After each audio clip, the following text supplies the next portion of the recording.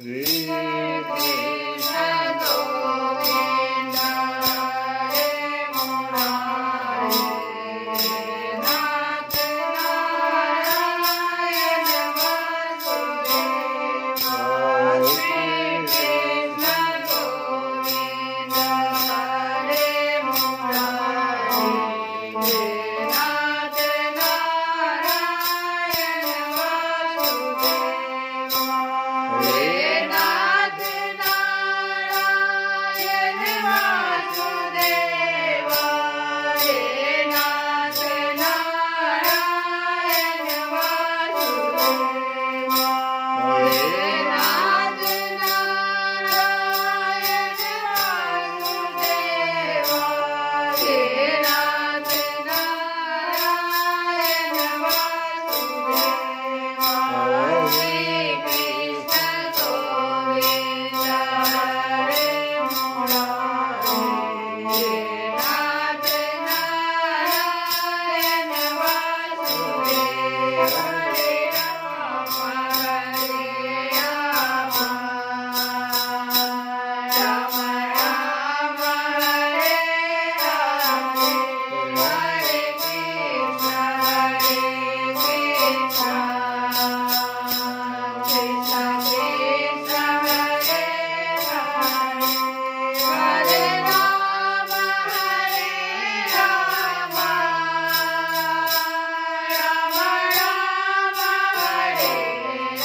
हरे हरे कृष्ण कृष्ण कृष्ण हरे हरे हरे राम राम राम हरे हरे हरे कृष्ण कृष्ण कृष्ण हरे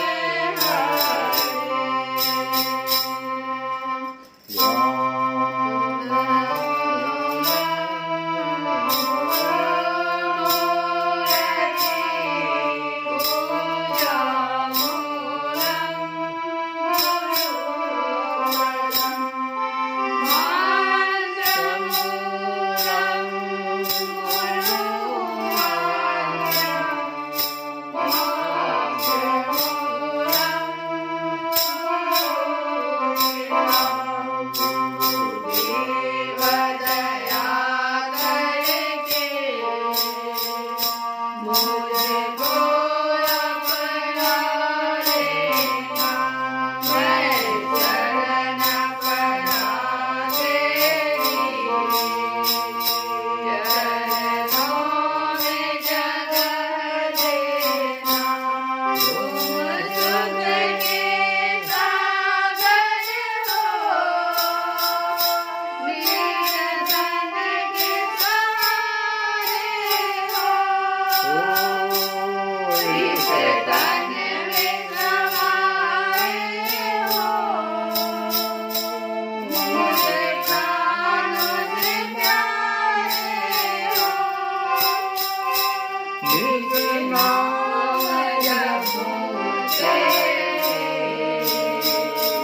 नहीं दिल से बुला लेना गुरुदेव दया करके मुझको अपना लेना करुणा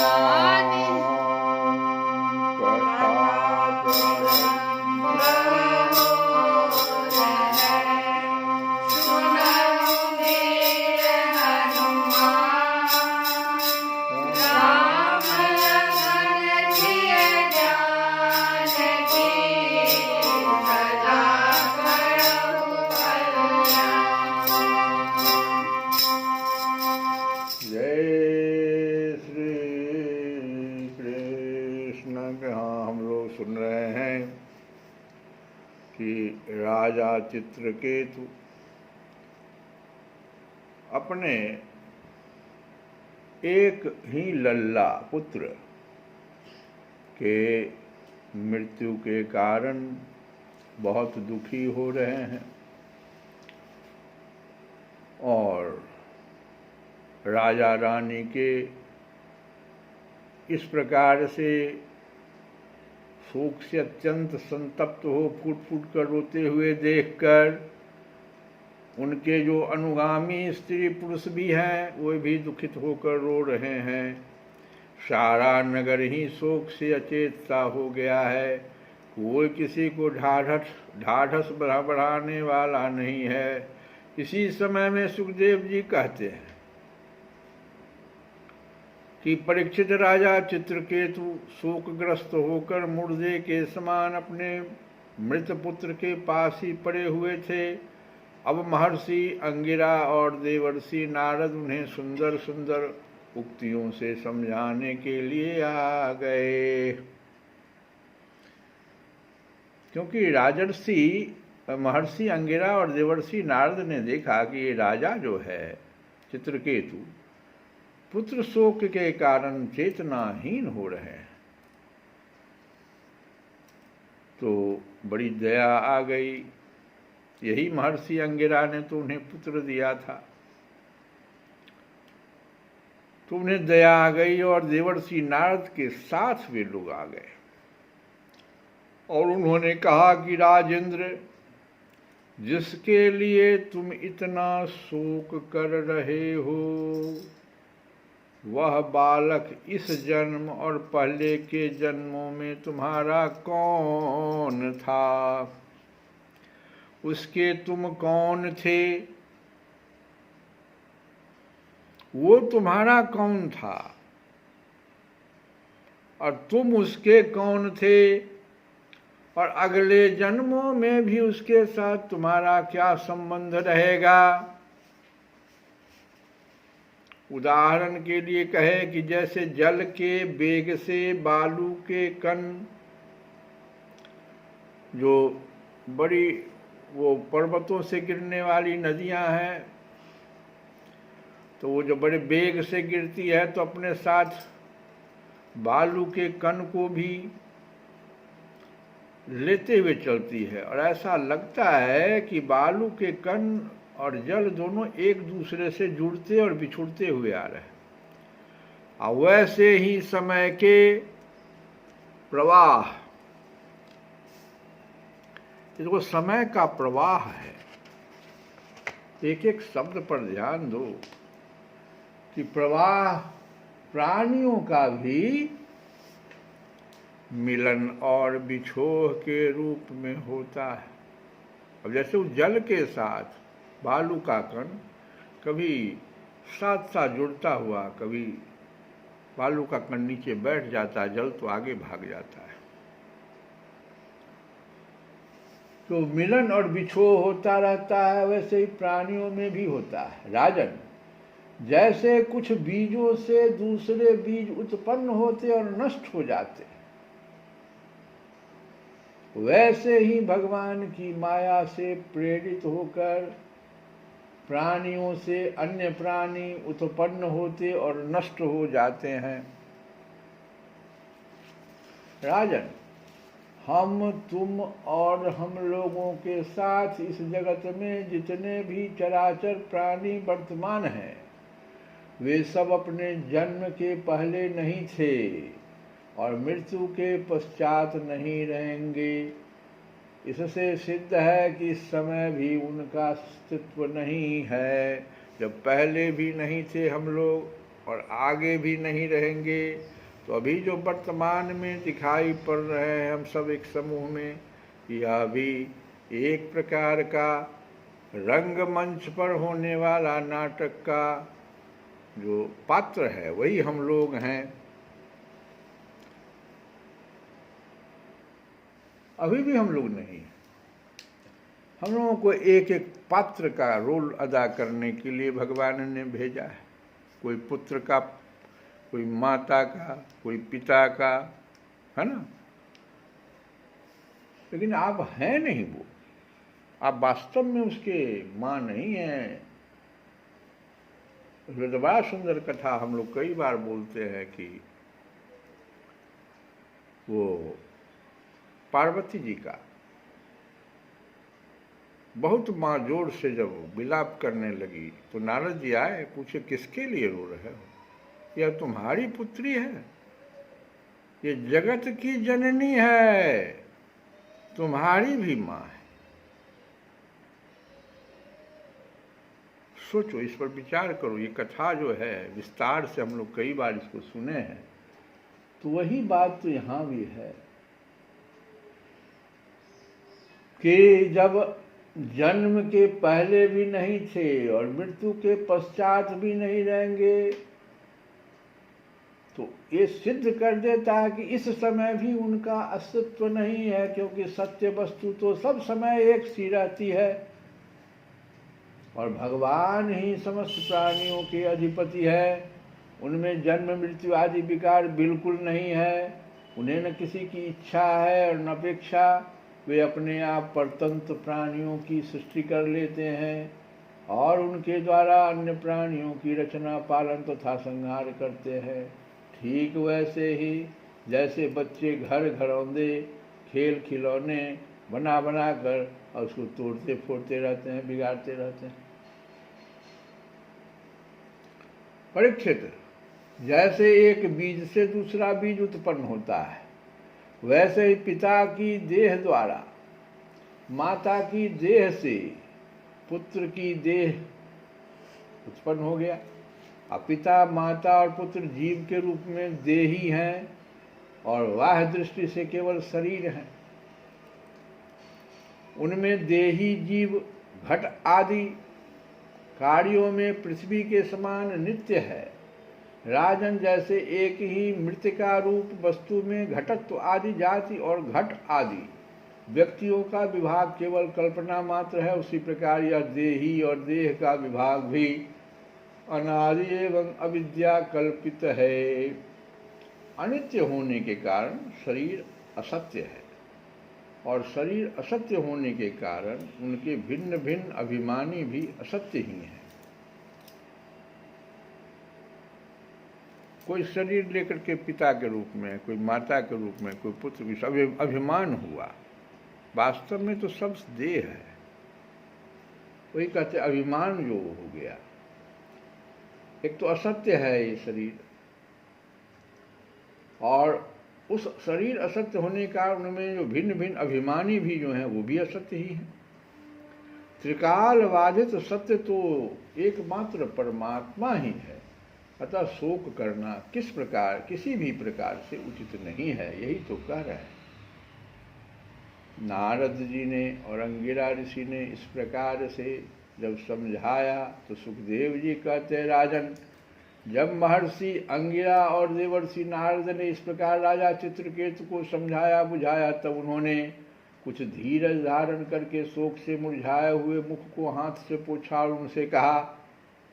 राजा चित्रकेतु बोले, आप दोनों परम ज्ञानवान और महान से भी महान जान पड़ते हैं तथा अपने को अवधूत वेश में छिपा कर यहाँ आए। दोनों अवधूत वेश में आए थे। कृपा करके बतलाइए आप लोग हैं कौन?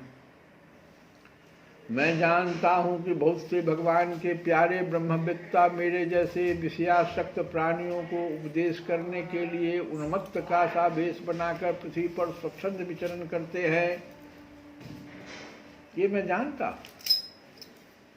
कि भगवान के प्यारे ब्रह्मवेत्ता जो लोग सब बहुत हैं, वो सब मेरे जैसे विषयासक्त प्राणियों को उपदेश करने के लिए उन्मत्त का सा वेश बनाकर, तुमको उनका वेश पता नहीं चलेगा, और पृथ्वी पर स्वच्छंद विचरण करते हैं।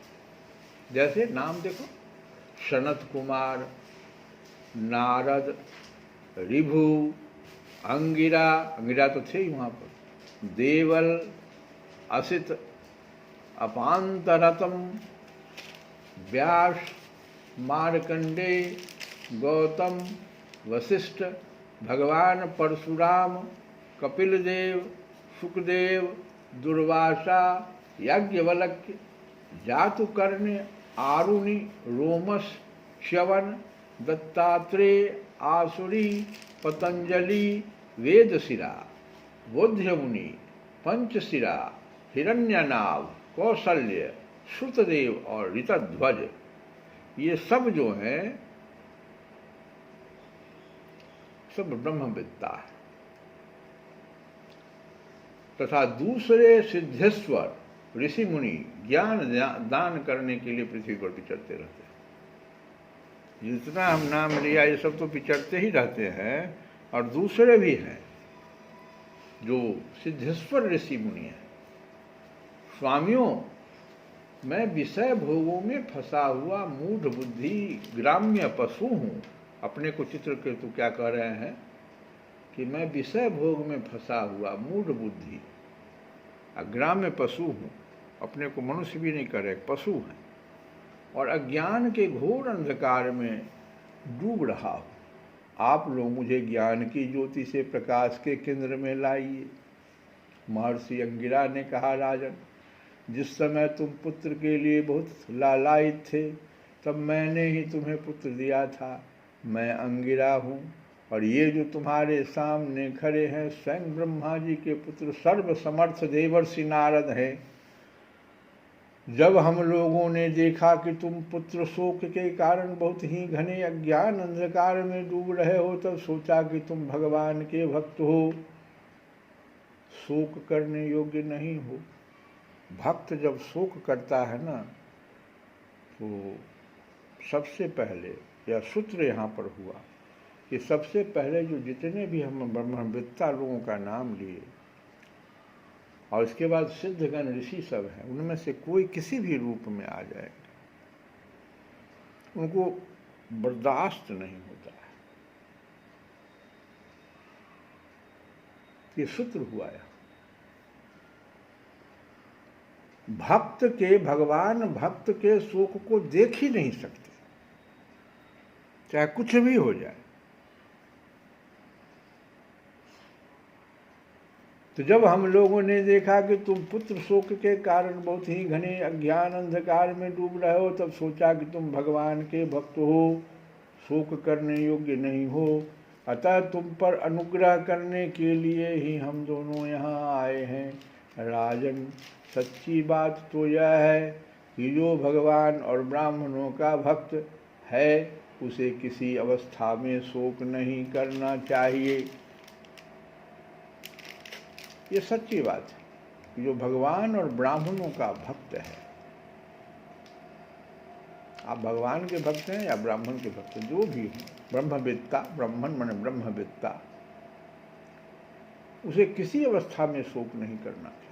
जिस समय पहले पहल मैं तुम्हारे घर आया था, उसी समय मैं तुम्हें परम ज्ञान का उपदेश देता, परंतु मैंने देखा कि अभी तो तुम्हारे हृदय में पुत्र की उत्कट लालसा है, इसीलिए उस समय तुम्हें ज्ञान न देकर मैंने पुत्र ही दिया। जिसकी लालसा तुम किए वही चीज हमने दे दिया। उस समय अगर हम ज्ञान देते कि देखो ये पुत्र तो तुम्हें दे दिया हमने, लेकिन यह तुम्हारे ही रचाए गए माया, जो करोड़ों रानियां तुम शादी करके ले आए हो और सब के सब बांझ हैं, उनमें से किसी एक को तो पुत्र हो जाएगा, ठीक है, लेकिन बाकी लोगों को जो नहीं होगा, और वह जो कुचाल चल देगी और उससे तुम्हारा पुत्र जो है मृत्यु को प्राप्त हो जाएगा,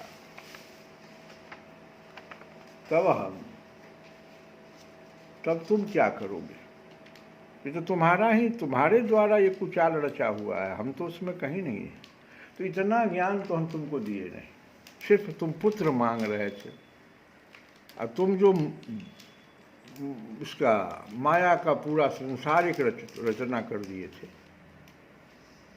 कि इसमें तुम्हारा पुत्र बचेगा कि नहीं, ये तो तुम लालसा प्रकट ही नहीं किया। अगर उस समय ही तुम पूछ लेते कि आप ऐसा पुत्र दीजिए जो कि मेरा रह सके, मेरे काम का हो, ऐसा तो तुम कहा नहीं। तुम तो कह रहे थे हमको पुत्र चाहिए, तो मैंने पुत्र दे दिया, और आज यह पुत्र तुम्हारा इसी समय अभी छोड़ के चला गया है,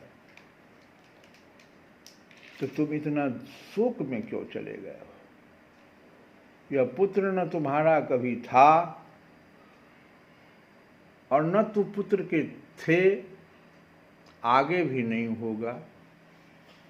और न रहेगा तो वर्तमान में क्यों शोक कर रहे हो? तुम भगवान के परम भक्त हो, इसीलिए उस समय तुम्हें ज्ञान नहीं देकर मैंने पुत्र ही दे दिया, क्योंकि वही तुम्हारी मांग थी। अब तुम स्वयं अनुभव कर रहे हो कि पुत्रवानों को कितना दुख होता है। यही बात सिर्फ पुत्र पर ही लागू नहीं है, यही बात स्त्री, घर, धन, विविध प्रकार के ऐश्वर्य, संपत्तियां, शब्द, रूप, रस आदि विषय, राज्य वैभव, पृथ्वी, राज्य, सेना, खजाना, सेवक, अमात्य, जो दीवान होते हैं उनको अमात्य कहते हैं, सगे संबंधी, इष्ट मित्र, सब के लिए ये लागू है, क्योंकि ये सब के सब अनित्य हैं, ये शाश्वत नहीं है। शाश्वत तो सिर्फ परमात्मा है। कौन पिता, कौन पुत्र,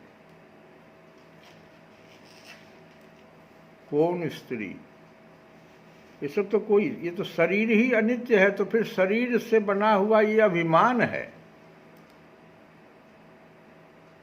अभिमान तो भगवान का भोजन है।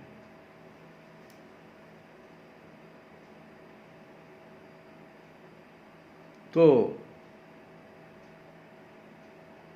तुम अनुभव कर रहे हो इस चीज को, तो अनुभव कर रहे हो कि कितना दुख हो रहा है अभी। यही कारण है कि ये एक क्षण दिखने पर भी दूसरे क्षण लुप्त हो जाते हैं। ये गंधर्व नगर स्वप्न, जादू और मनोरथ की वस्तुओं के समान है। जितना भी ऊपर में हमने गिना है सब क्या है? स्वप्न, जादू और मनोरथ की वस्तु के समान गंधर्व नगर है, सर्वथा असत्य है। जो लोग कर्म वासनाओं से प्रेरित होकर विषयों का चिंतन करते रहते हैं, उन्हीं का मन अनेक प्रकार के कर्मों की सृष्टि करता है। कर्म भी आप कर रहे हैं। गीता में भगवान कई बार हम कहते हैं कि भगवान कर्म तो करना ही है, प्रत्येक व्यक्ति को कर्म करना है। अर्जुन कह रहा था कि हे भगवान, आप जानते हैं कि ये जो अभी जो युद्ध भूमि में हमको खड़ा किए हुए हैं, ये जो लड़ाई होगी, ये घोर यातना स्वरूप होगा, फिर मुझे क्यों इसमें लगा रहे हैं? भगवान ने जो उत्तर दिया उसको समझने की जरूरत है। कई बार हम इस पर चर्चा कर चुके हैं, तो वही तो कह रहे हैं, यहां भी तो वही बात है। कर्म वासनाओं से प्रेरित होकर नहीं करना अर्जुन, तो निष्काम भाव से कर्म करो। कोई मन में वासना को नहीं आने दो कि हम ये कर्म इसलिए कर रहे हैं क्योंकि हमको इस चीज की पूर्ति होगी, तब तो बंधन में फंस जाओ। विषयों का चिंतन करते रहते जो वासनाओं में फंस करके और कर्म करते हो, ये उसी का परिणाम है। और क्या होता है उसमें? उन्हीं का मन जो इस प्रकार से कर्म करते हैं, वासनाओं से प्रेरित होकर विषयों का चिंतन करते हुए कर्म करते हैं, उनका मन अनेक प्रकार के कर्मों की सृष्टि करता रहता है। अभी तो कुछ हुआ ही नहीं, इसके बाद ये काम, ये कर्म, ये कर्म, और किसी को वो फिर संतुष्ट नहीं कर पाता। जीवात्मा की यह देह जो पंचभूत,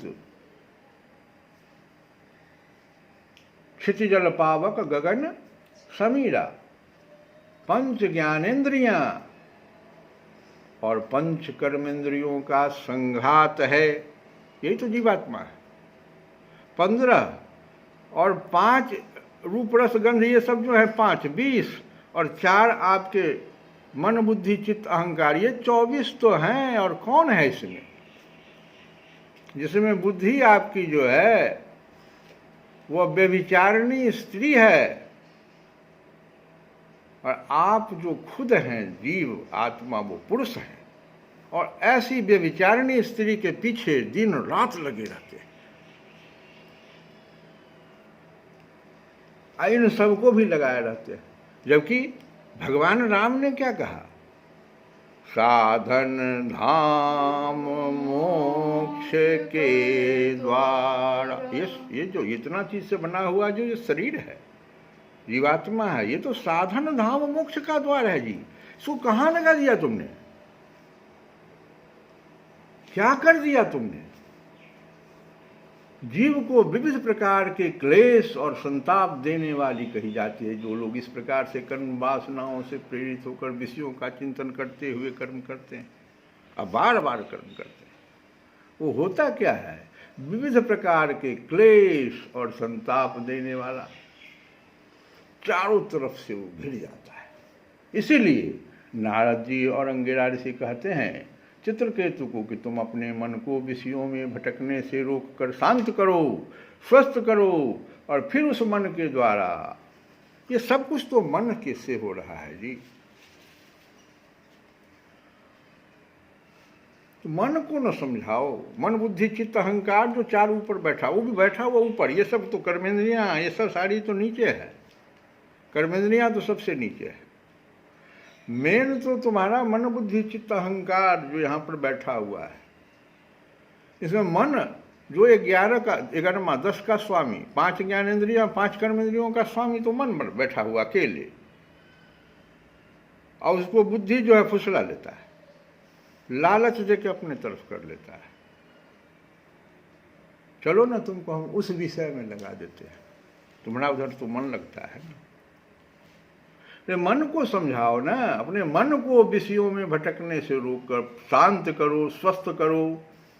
दो बात हो गई। एक तो ओम शांति शांति शांति, ये जो बहुत बड़ा मंत्र है जो हर एक यज्ञ में हम लोग पढ़ते हैं। इसलिए शांत करो मन को पहले, और फिर स्वस्थ करो। स्वस्थ क्या करना? वो वासनाओं में चला गया है उसको स्वस्थ करो, भगवान के चिंतन में लगा दो, कर्म करते रहो, और फिर उस मन के द्वारा अपने वास्तविक स्वरूप का विचार करो। तब यह मन जो है तुम्हारे उस स्वरूप को दिखाएगा जो वास्तव में तुम हो, किस लिए आए हो।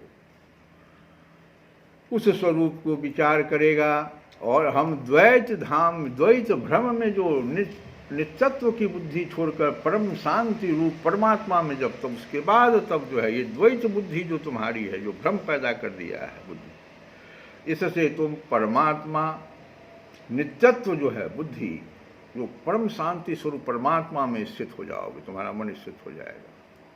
इसको सिद्धावस्था कहते हैं।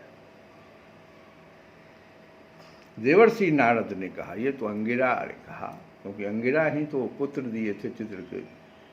तो अंगिरा ऋषि ने इस प्रकार से फिर नारद जी ने क्या कहा सो सुनो कि राजन, तुम एकाग्र चित्त से मुझसे यह मंत्रोपनिषद ग्रहण करो। अब वो गुरु भाव में जाकर के कहते हैं यहाँ तक तुम आ गए तो अब एक मंत्र भी हमसे ले, मंत्रोपनिषद ग्रहण करो। इसे धारण करने से 7 रात में ही तुम्हें भगवान संकर्षण का दर्शन होगा। नरेंद्र, प्राचीन काल में भगवान शंकर आदि ने श्री संकर्षण देव के ही चरण कमलों का आश्रय लिया था। इससे उन्होंने द्वैत भ्रम का परित्याग कर दिया और उनकी उस महिमा को प्राप्त हुए जिससे बढ़कर तो कोई है ही नहीं, समान भी नहीं है।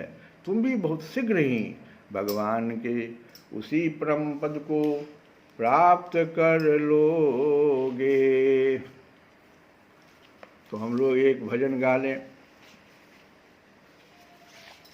कि याहि ते मैं हरि ज्ञान गवायो,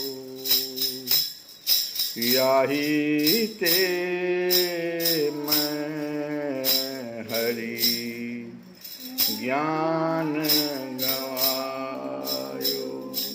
हे हरि, मैंने इसी कारण ज्ञान को खो दिया।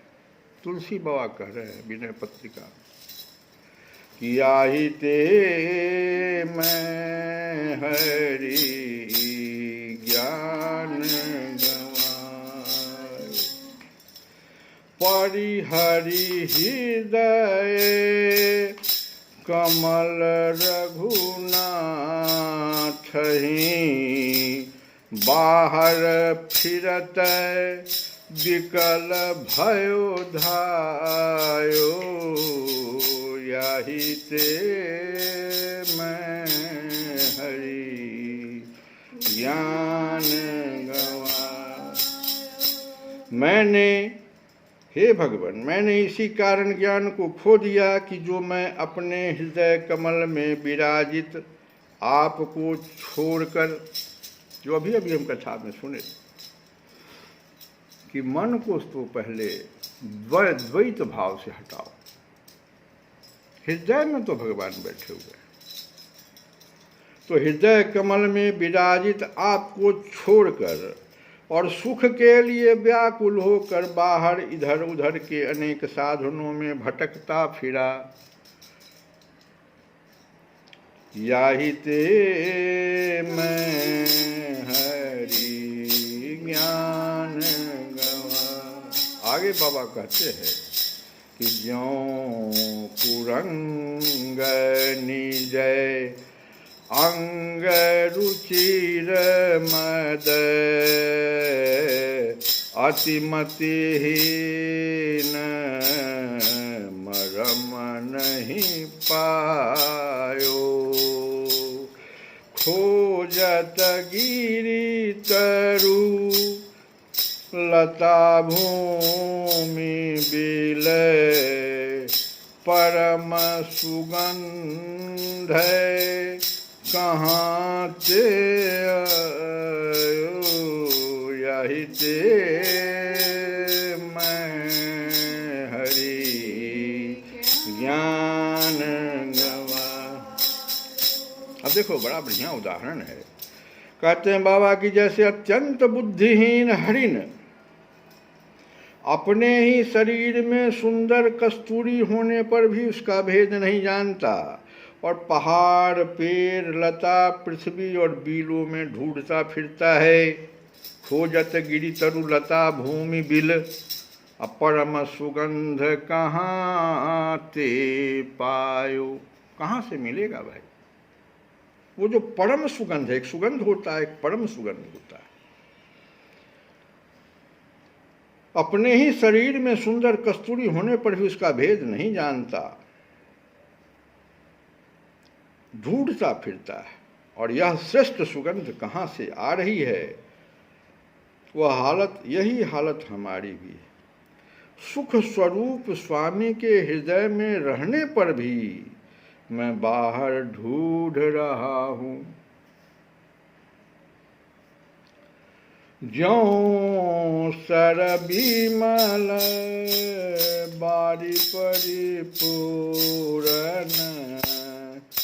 ऊपर कछु सिवार तृण छायो, जारत हियो ताहि तज हों सठ, चाहत यही विधेश सा बुझायो, याही ते मैं हरि ज्ञान। देखो तालाब निर्मल पानी से लबालब भरा है। तालाब की दुर्दशा देखो, निर्मल पानी से लबालब भरा है, किंतु ऊपर से कुछ काई और घास छाई हुई है। और इसी से भ्रमवश उस तालाब के स्वच्छ जल को छोड़कर मैं दुष्ट अपना हृदय जला रहा हूँ और इस प्रकार अपनी प्यास बुझाना चाहता हूँ। हृदय सरोवर में सच्चिदानंद घन परमात्मा रूपी अनंत शीतल जल भरा है, परंतु अज्ञान की काई आ जाने से मैं मृग जल रूपी सांसारिक भोगों को प्राप्त करके उनसे परम सुख की तृष्णा मिटाना चाहता हूँ और फलस्वरूप त्रिताप से जल रहा हूँ। दैहिक दैविक भौतिक तापा, राम राज नहीं काहू ही ब्याह। ये तीन ताप तुम घेर लिया क्यों भाई? ये तो राम राज्य में नहीं है। आगे कहते हैं तुलसी बाबा व्यापत त्रिविध ताप तनु दारुण तापर दुसह दरिद्र सतायो। तीन को ताप तो घेरिए लिया है और उसके ऊपर तापर दुसह दरिद्र सतायो। अपने ही धाम नाम सुर तरु तजी विषय बबूर बाग मन लायो। याहि ते मैं हरि ज्ञान।